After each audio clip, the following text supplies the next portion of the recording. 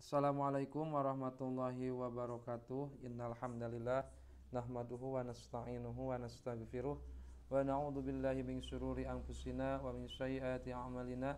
May yahdihillahu fala mudhillalah wa may yudlilhu fala hadiyalah. Asyhadu an la ilaha illallah wahdahu la syarikalah wa asyhadu anna Muhammadan abduhu wa rasuluhu la nabiyya ba'dah. Yang saya hormati dosen pembimbing pada Lokakarya. Pada kesempatan sore hari ini saya ingin mereview tugas yang keenam, yaitu terkait tentang pembuatan RPP, yang mana RPP yang saya buat pada kesempatan kali ini yaitu mengambil dari KD ke-18, yaitu tentang menganalisis pelaksanaan penyelenggaraan jenazah dengan materi pokok, yaitu tentang pelaksanaan tata cara penyelenggaraan jenazah. Nah, untuk RPP yang saya buat ini adalah untuk pembelajaran di kelas 11 semester ganjil. Untuk kompetensi dasar tadi sudah saya paparkan, yaitu terkait tentang menganalisis pelaksanaan penyelenggaraan jenazah untuk KD3-nya. Kemudian untuk KD1-nya menerapkan penyelenggaraan jenazah sesuai dengan ketentuan syariat Islam. Kemudian untuk KD2-nya menunjukkan sikap tanggung jawab dan kerjasama dalam penyelenggaraan jenazah di masyarakat. Kemudian indikator dari pembelajaran ini yaitu yang pertama menerapkan penyelenggaraan jenazah sesuai dengan ketentuan syariat Islam. Kemudian menunjukkan sikap tanggung jawab dan kerjasama dalam penyelenggaraan jenazah di masyarakat. Kemudian menganalisis pelaksanaan pengurusan jenazah. Seterusnya menjelaskan kandungan dalil nakli tentang kepedulian terhadap jenazah. Kemudian yang selanjutnya yaitu menjelaskan tata cara penyelenggaraan jenazah menurut hukum Islam. Setelah pembelajaran ini selesai, para santri ataupun para peserta didik dituntut untuk bisa yang pertama menjelaskan kandungan dalil nakli tentang ketentuan syariat Islam dalam mengurus jenazah. Kemudian menjelaskan tata cara pengurusan jenazah menurut hukum Islam. Kemudian materi pembelajaran, materi pokok yaitu tentang ketentuan syariat Islam dalam mengurus jenazah. Pendekatan dan model ataupun metode pembelajaran yang saya gunakan yaitu menggunakan pendekatan saintifik dengan model pembelajaran discovery learning, kemudian dengan metode tanya jawab, wawancara dan diskusi, yang mana model pembelajaran ini menekankan siswa agar menemukan sendiri tentang konsep-konsep ataupun tentang pembelajaran yang akan selanjutnya yang akan dikembangkan. Kemudian untuk kegiatan pembelajarannya yang pertama itu adalah kegiatan pendahuluan. Kegiatan pendahuluan yang pertama, guru mengorientasikan melakukan pembukaan dengan salam pembuka, memanjatkan syukur kepada Tuhan Yang Maha Esa, membacakan kalimah thayyibah. Nah, mungkin dalam pembacaan kalimah thayyibah ini merupakan bukan tradisi, kebiasaan yang khusus yang ada di sekolah kami. Kebetulan sekolah kami merupakan sekolah menengah kejuruan yang berada di bawah naungan pondok pesantren. Kalau istilah sekarang yaitu SMK boarding school, di mana para seluruh peserta didiknya diasramakan. Kemudian yang kedua yaitu memeriksa kehadiran peserta didik sebagai sikap disiplin.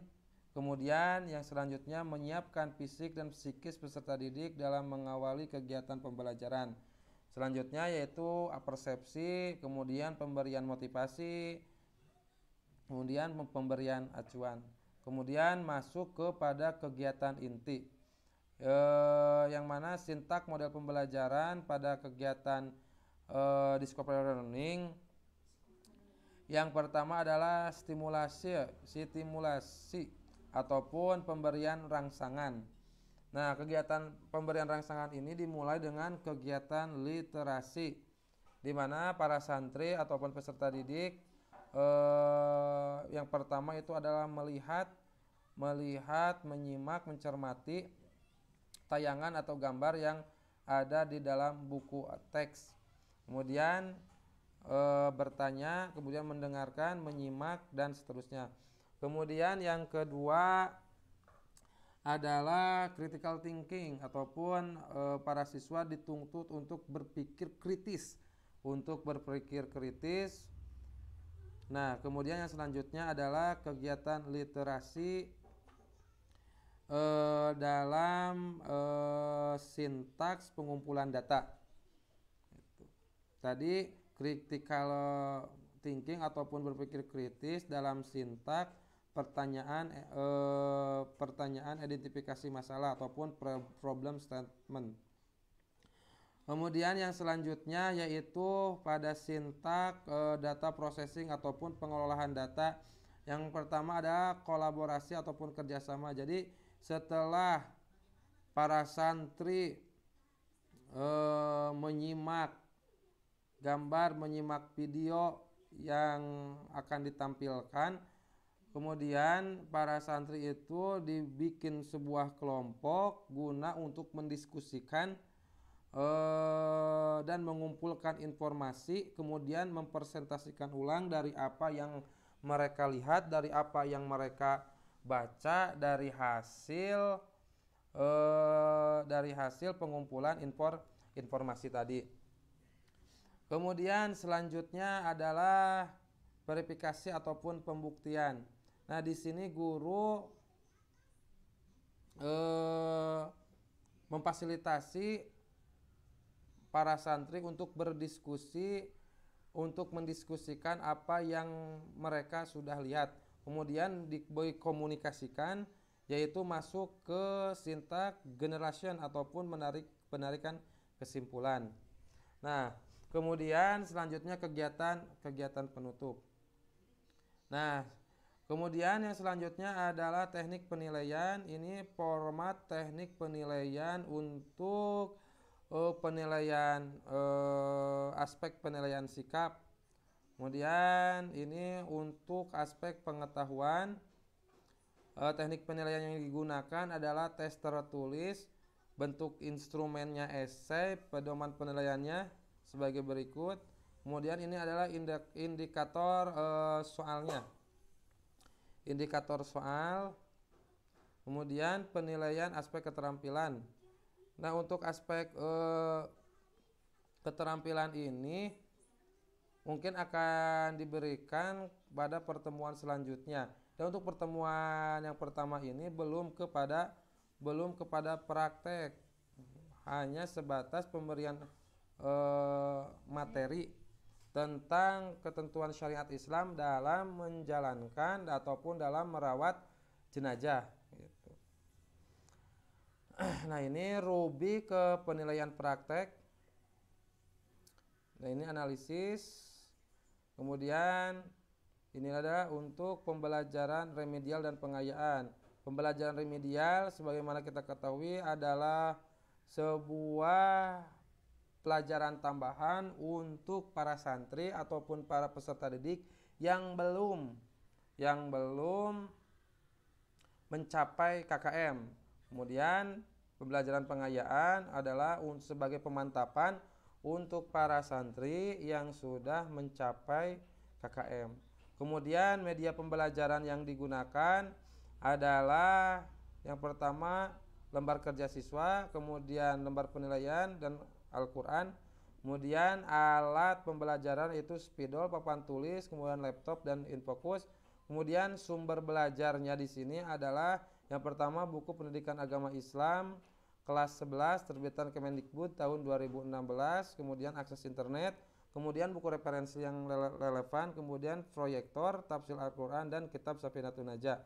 Kebetulan di kami untuk pelajaran PAI khususnya selalu digabungkan dengan kajian kitab kuning.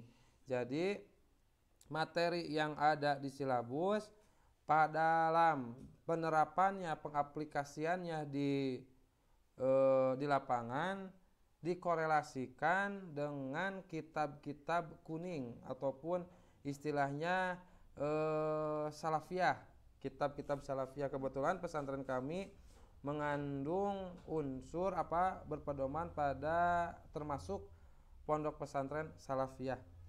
Nah, itulah pemaparan tugas dari saya terkait tentang pembuatan RPP untuk pertemuan yang pertama, bagian yang pertama. Mungkin sekian yang dapat kami paparkan, yang dapat saya paparkan.